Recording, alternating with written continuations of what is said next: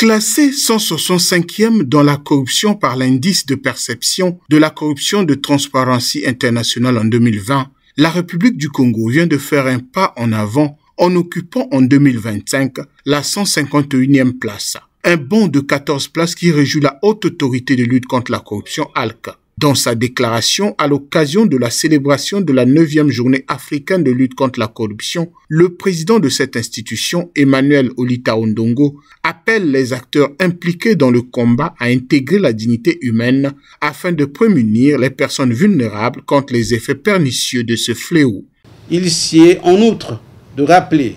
que notre pays se classait à la 165e place sur 180 pays au moment de l'installation de la haute autorité de lutte contre la corruption en 2020. Ce bond de 14 places nous incite à redoubler d'ardeur. C'est le témoignage de la volonté politique du Congo qui, grâce aux réformes engagées par son gouvernement dans le secteur de la gouvernance anticorruption, combinées aux efforts entrepris sur le terrain de la prévention contre la corruption, donne des résultats encourageants.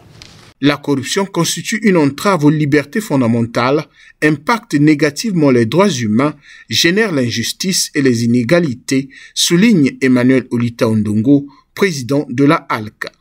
Le thème de cette 9e célébration, à l'aube de la 3e décennie de l'adoption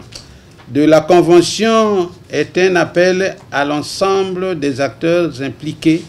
dans la lutte contre la corruption d'intégrer la dignité humaine dans leurs initiatives, de l'intérioriser afin de prémunir les personnes, notamment les plus vulnérables,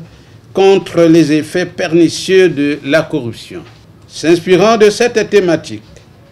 la haute autorité de lutte contre la corruption veillera davantage à cette donne de la dignité humaine